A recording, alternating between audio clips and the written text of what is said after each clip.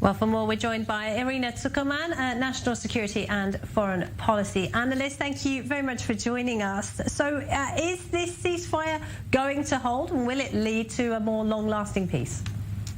Alas, there is no reason to be quite so optimistic. In the past, the Houthis have violated dozens of ceasefire agreements, and the last truce in 2016 also did not last. There are no conditions in the terms of this truce that would resolve any of the political or military issues required for a long-lasting ceasefire agreement. So you believe the Houthis will violate the ceasefire? Absolutely. They've done so many times. Over 70 times they violated ceasefire agreements and rejected multiple proposals for negotiations. But their backers in Iran have said that they support the truce today. What do you read into that?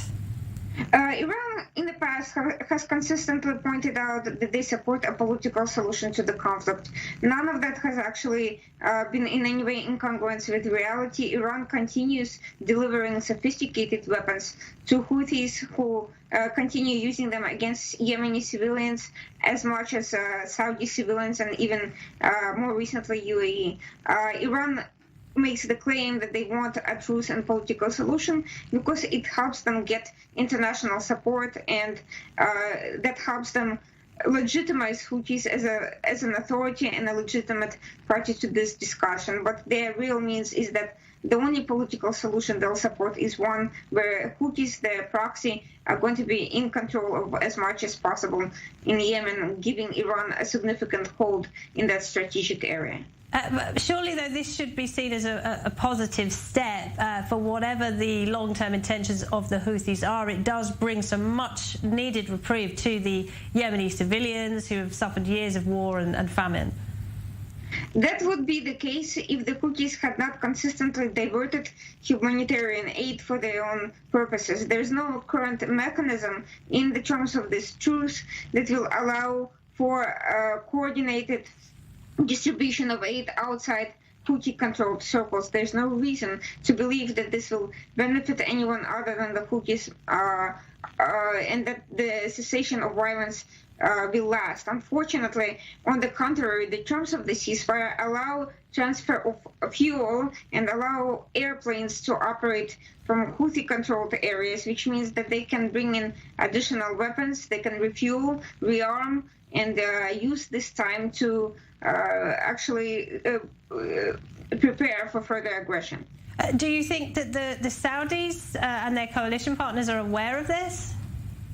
Unfortunately, yes, but this particular truce was called by Houthis, who have tried to portray themselves as the legitimate authority on the ground in Yemen, and rejecting an attempt at truce would make it seem like Saudis and others are rejecting possibility of reconciliation and a peaceful solution. So they have previously and in this time have put themselves at a great disadvantage, trying to show that they are pushing for a political solution, that they're not intent on destruction due to the extreme political bias in the coverage of their activities. But they do understand the reality that allowing Houthis to refuel and to operate airplanes will help them bring in weapons and help them prepare for more war in the near future. So if you were to advise the Saudis, for example, how would you tell them to move forward? They clearly want to end this conflict. They have offered to host peace talks, for example. They have, in fact, even engaged in peace talks with Iran directly on this issue, but those talks did not last. Iran is intent on exporting Islamic revolution around the region. It is intent on economic warfare against Saudis, and it's intent on ultimately taking control of the two holy mosques in Saudi Arabia. So they're facing an adversary that is willing to arm proxies indefinitely for as long as it takes in order to achieve its theological, dogmatic goals. This is not an adversary that is going to compromise on any significant issue. It can only be disarmed and weakened sufficiently that it can no longer pose a problem. Therefore, Saudis can continue trying to make political gestures of goodwill, but at the end of the day, unless the issue with Iran is resolved, the Houthis will have an endless supply of ammunition against Yemeni civilians as well as Saudis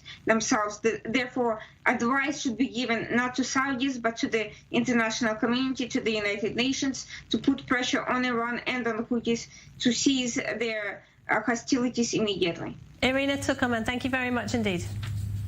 Thank you.